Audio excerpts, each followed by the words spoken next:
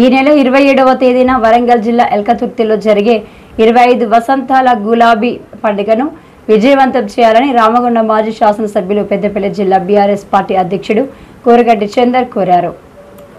శుక్రవారం గోదావరిఖని ప్రెస్ క్లబ్లో ఏర్పాటు చేసిన విలేకరుల సమావేశంలో ఆయన మాట్లాడుతూ 24 ఏళ్ల బీఆర్ఎస్ పార్టీ ప్రస్థానాన్ని రజతోత్సవ సభలో చర్చించడం జరుగుతుందని, కానీ వీడి ఎరగని రీతిలో పండుగ వాతావరణంలో కుంభమేళ తరహాలో కేసీఆర్ నాయకత్వంలో బీఆర్ఎస్ పార్టీ రజతోత్సవ సభ ఏర్పాటు చేయడం జరిగిందన్నారు.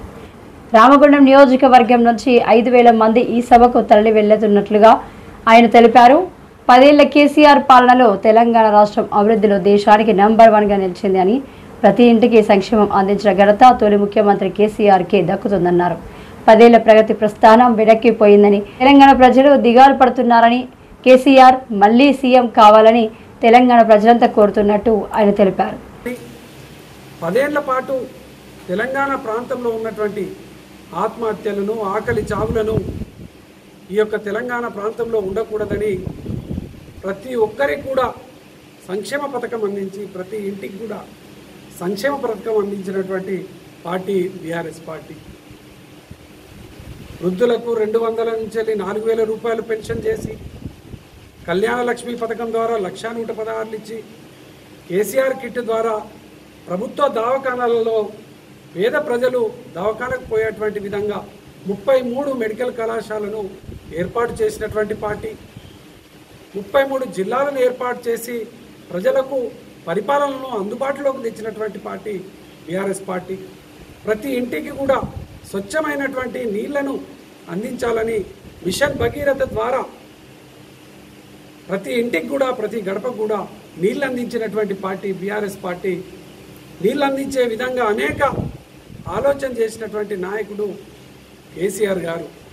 కాళేశ్వరం ప్రాజెక్టు ద్వారా ప్రతి ఎకరానికి నీళ్ళు అందించాలని, ఈ విధంగా ప్రతి ఒక్క రైతుకు ఉచితంగా 24 గంటల కరెంటు, రైతు బంధు, రైతు బీమా పథకాలను ప్రతి రైతుకు సంతోషంగా ఉండేటువంటి విధంగా చేయడమే కాకుండా ప్రతి గ్రామాన్ని ఒక మంచి గ్రామంగా, ఉత్తమ గ్రామాలుగా తీర్చిదిద్దినటువంటి నాయకుడు కేసీఆర్ గారు.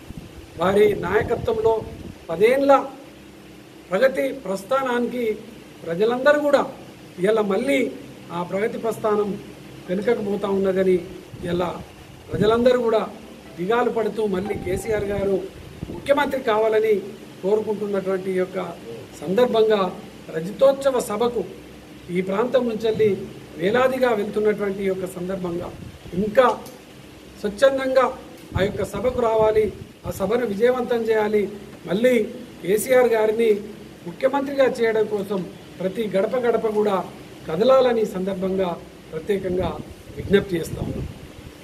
దాదాపు 20-30 లక్షల జనం స్వచ్ఛందంగా రావడానికి ఈరోజు మరి జనం ఆకర్షితులై, ఎందుకంటే ఈ కాంగ్రెస్ పాలనకు విసిగెత్తి బాబు ఈ పాలన వద్దు, మళ్ళీ మాకు కేసీఆర్ పాలన కావాలన్న ఉద్దేశంతో, మళ్ళీ కేసీఆర్ను ముఖ్యమంత్రిగా చూడాలన్న ఉద్దేశంతో మరి తెలంగాణ రాష్ట్రంలో ప్రతి ఒక్కరు తెలంగాణ బిడ్డ.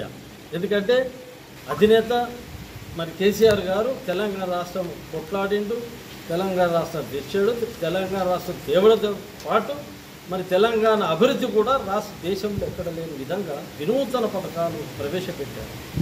మరి దాన్ని ప్రజలు అడగకుండానే ఎక్కడైతే మరి ప్రభుత్వాన్ని నిలదీస్తే, స్ట్రైక్లు చేస్తే మా వాళ్ళు ఇస్తారు, కానీ ఇక్కడ తెలంగాణ రాష్ట్రం ఏర్పడక ముందు ఏర్పడినాక కేసీఆర్ మాత్రం అడగకుండానే ప్రజలకు అన్ని వాగ్దానాలు చేశారు, అన్ని వర్గాల ప్రజలకు మేలు చేశారు. కాబట్టి ఈరోజు అందరి మనసులో కేసీఆరే నిలిచి ఉన్నాడు.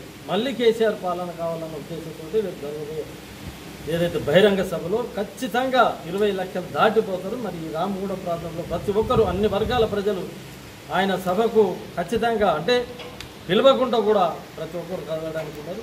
కాబట్టి ప్రతి తెలంగాణ ఉద్యమకారులందరూ ఈ యొక్క సభను మరి విజయవంతం చేయవలసిందిగా కోరుతున్నారు. విలేకరుల సమావేశంలో బీఆర్ఎస్ పార్టీ నాయకులు నడిపెల్లి మురళీధర్రావు, గోపు ఐలయ్య యాదవ్,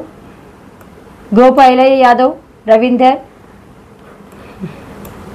గోపు ఐలయ్య యాదవ్, బొడ్డు రవీందర్, కుమార్ శ్రీనివాస్, కలవచర్ల కృష్ణవేణి, బొడ్డుపల్లి శ్రీనివాస్, జనగామ కవిత, సరోజిని, తోట వేణు, చిలకలపల్లి శ్రీనివాస్, అచ్చ వేణు, నూత తిరుపతి, ఇరుగురాల శ్రావణ్ తదితరులు పాల్గొన్నారు.